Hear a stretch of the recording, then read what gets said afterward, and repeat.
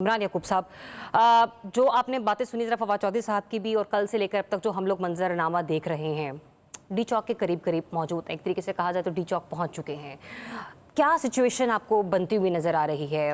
आप क्या प्रिडिक्ट करेंगे? क्योंकि हम तो जो जो तज्जिया कर रहे हैं, कहीं ना कहीं शायद आप अग्री करेंगे सर, मामलात उससे बरक्स ही दिखाई दे रहे हैं।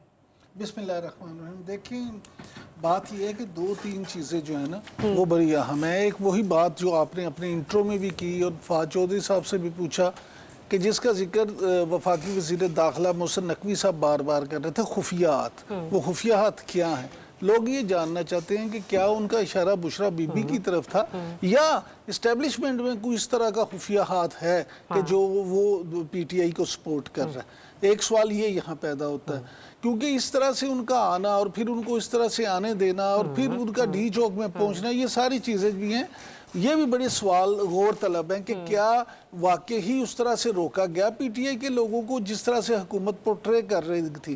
क्या इतनी बड़ी नफरी में जब लोग मौजूद हो, इतनी बड़ी भारी तादाद में मौजूद हो, तो आपको लगता है कि वहाँ पर रिटेलिएट करना थोड़ा सा तो डिफरेंट था ना? कटी पहाड़ी पर भी जो कुछ हुआ हमने देखा। देखे, दो तीन चीज़ें हैं। एक पहली बात यह कि इतनी बड़ी तादाद में जो लोग हैं, देखे मॉब, मैं फिर आपसे ये कहूँगा कि जब 10,000 या इससे ज़्यादा बंदा हो जाए ना, तो फिर आप उसको जो मर्जी कह देंगे। जो हमेशा हम सुनते हैं ना कि लाखों का मजमा, वो 10,000 बंदा भी हो तो वो लाखों का मजमा बन जाता है। मिलियन मार्च कभी भी पाकिस्तान में आप मुझे बताएं कि हकीकत में कितने मिलियन मार्च हुए हैं? 50,000 बंदा हो जाए तो कहते हैं मिलियन मार्च हो गया। लिहाजा ये सारी चीजें आप मॉब को उस तरह से कंट्रोल नहीं कर सकते। हाँ, ये एक टफ टास्क होगा पीटीआई के लिए। फवाद चौधरी साहब जो बात कर रहे थे, उनकी बात से मैं बिल्कुल 100% मुत्तफिक हूँ कि इस वक्त पीटीआई की लीडरशिप नहीं है, इमरान खान है और आवाम है। अब बुशरा बीबी को आपको ये क्रेडिट देना पड़ेगा 1001 इख्तलाफ के बावजूद, कि चाहे ये साबित करती रही, कहती रही कि मैं गैर सियासी हूँ, गैर सियासी हूँ, लेकिन असल सियासत पीटीआई में अगर किसी ने की है और वो कामयाब भी हुई है तो वो बुशरा बीबी है। उन्होंने अलीमा खान को, हमाद अजहर तो खैर किसी नंबर में ही नहीं आते, जितनी उनकी टॉप लीडरशिप थी उन सब को। अच्छा, लेकिन पर मेरा आपसे वादा है, अकेली नहीं जाऊंगी और खान को लेकर ही जाऊंगी। पहुंच तो वो गई। आपको लगता है कि खान साहब की वापसी के साथ ही मामला टलेगा? देखिए, पहले तो ये बताएं कि आपने ये कहाँ पे सुना? सर, एक सोशल मीडिया की वेबसाइट है जहां पर 24 आवर्स रिपोर्टिंग हो रही है इस प्रोटेस्ट को, डिफरेंट और वेबसाइट्स पर। अब देखें ना, किसी चीज़ की तस्दीक, रिजवान रजी साहब इतने सीनियर आदमी है, बैठे हैं। रजी साहब, हमारे पास तस्दीक के क्या ज़राए होते थे? अब प्रॉब्लम यह है कि अगर मीडिया पे कोई चीज़ रिपोर्ट नहीं हो रही और आपको सिर्फ डिपेंड ही सोशल मीडिया पे करना पड़ रहा है, और आप एक तरफ कहते हैं कि सोशल मीडिया पे सब कुछ फेक है, तो आप किस पे यकीन करें? क्या ये ठीक है? जिस तरह से फिर पुरानी वीडियोस को बार बार नए, वो कहते हैं पुरानी बोतल में नई शराब, तो वो उस तरह से करेंगे तो फिर अवाम को आप खुद कंफ्यूज करते हैं। दूसरी बात, अब आ जाते हैं असल मुद्दे पे कि जो आपने बुशरा बीबी की बात की। देखें, बुशरा बीबी ने वहां पे वादा उनसे भी लिया कि आप भी मुझसे वादा करें कि इमरान की रिहाई के बगैर, खान के बगैर हम यहाँ से डी छोड़ के नहीं जाएंगे। ये सारी चीज़ें हैं। मैं ज़ाती तौर पे ये समझता हूँ कि बुशरा बीबी ने, अगर आप पीटीआई के अरसे से देखें तो उन्होंने तो बहुत अच्छी इनिंग खेली है। उन्होंने तो अपना जो शो करना था वो कर लिया।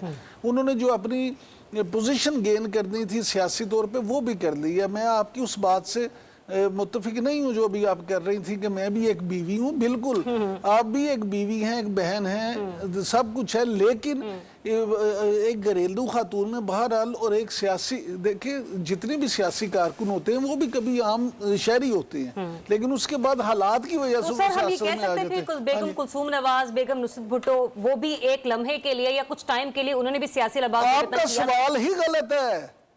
नुसरत भुट्टो तो सीनियर मिनिस्टर रही हैं, आप उन्हें कह रही हैं कि वो घरेलू खातून। नहीं, मैंने घरेलू खातून नहीं कहा, मैंने ये कहा कि कोई भी औरत जब भी बाहर निकलती है तो हम उसको ये कहते हैं कि फिर वो घरेलू नहीं रही, वो सियासी हो गई। उन्होंने क्लेम नहीं ना किया। सॉरी, गुजारिश ये है कि आप ये तो देखें ना कि उसका रोल, अगर एक खातून सियासी पार्टी की मीटिंग्स चेयर कर रही हैं, उनको खिताब कर रही हैं, उनको ये कह रही हैं कि खबरदार उसको टिकट नहीं मिलेगा जो इतने बंदे ना लाया, तो फिर भी आप अगर ये कहें कि वो गैर सियासी खातून है, यानी वो तो पूरा एक अरेंज कर रही हैं। ठीक है, चलो इसी बात को मैं दूसरी- आगे बढ़ाती हूँ। ये जो अभी याकूब साहब, अभी आपने कहा ना कि आप एक अजीज हैं, उन्हें पत्थर लगा, जख्मी हो गए, आपने सारी सिचुएशन में बताई। सर, डी चौक पहुंचना जितना बड़ा मार्का होगा या है, या जब इस्लामाबाद पहुंच चुके हैं, उतना ही इतने बड़े मॉब को कंट्रोल्ड रखना भी पीटीआई की ही जिम्मेदारी होगी। इस पर आप क्या कहेंगे? देखें, गुजारिश ये है कि ये सारी जिम्मेदारी तो दोनों की होती है, दोनों फ्रीक जो जिम्मेदार होते हैं। लेकिन जैसे रजी साहब कह रहे थे पहले कि हुकूमत की जिम्मेदारी बढ़ जाती है। हुकूमत को हमेशा बड़े भाई का किरदार अदा करना पड़ता है, क्योंकि हुकूमत जो है उसका काम सिर्फ ये नहीं होता कि वो उस मजमे को डिस्पर्स कर दे। हुकूमत का काम अमन व मान को कायम रखना, किसी नाखुशगवार वाक़े से बचना और सारे मामलात को चलाना होता है, इसलिए उसकी जिम्मेदारी बढ़ जाती है। यहाँ पे पीटीआई के जो लोग हैं, अब अगर आप वज़ीर दाखिला, मैं फिर मोहसिन नकवी साहब की बात करूँगा, उनकी गुफ्तगू सुने तो वो कहते हैं कि बहुत से शर पसंद लोग हैं। आपके अता तारड़ साहब भी ये कहते हैं कि कुछ ऐसे लोग हैं जिनको पैसे दे के बुलवाया गया है, जो इस वाक़या बुलाए ही इसीलिए गए हैं कि वैसे यहाँ आप पे अपने कुछ दिल पर हाथ रख के बताइए इमरान याकूब साहब, आपको लगता है कि पैसे दे के कोई मारे खाने के लिए, शल खाने के लिए आ सकता है? देखिए, अब गुजारिश सुन लें, मैं अपने दिल पे हाथ रख के फिर ये बात कहूँ, अगर मैं ये दावा कर रहा हूँ, मैं तो उन दोनों को कोट कर रहा हूँ कि वो ये कह रहे हैं। मैं आपकी ओपिनियन भी जानना चाह रही हूँ। देखिए, हाँ। यहाँ पाकिस्तान में या पूरी दुनिया में जब इस तरह वो कहते हैं मोहब्बत और जंग में सब कुछ जायज है, कुछ भी हो सकता है, इसलिए मैं इस पे कोई भी अथॉरिटी नहीं हूँ कि मैं इस पे अभी अपनी राय दे दूं। लेकिन असल चीज ये जो अभी आप ब्रेक में बात कर रही थी कि ये हम सारे जो है ना, क्यों सिर्फ और सिर्फ इस पे बात कर रहे हैं मफरूजों पे, उसकी बुनियादी वजह ये है कि आप कह रही थी कि जी मेरा बड़ा दिल करता है मैं वहां जाके कवरेज करूं, रिपोर्ट करती है। अब आपको आज की बात बताता हूँ, मैं जिस टीवी में काम करता हूँ जीएनएन में, उसकी डीएसएनजी थी, वहां उसके साफी थे, और जीएनएन उन्होंने कहा जी आप कवरेज कर रहे थे लेकिन दिखाते नहीं, उन्होंने उनको मारना शुरू कर दिया, उनकी जान लेने के दर पे थे। पुलिस ने आगे बढ़ के उनको बचाया और उनको वहां महफूज मुकाम तक लेके गए। तो ये भी आप देखेंगे पूरी दुनिया चले, में। मेरे पास लास्ट 2 मिनट्स है, मैं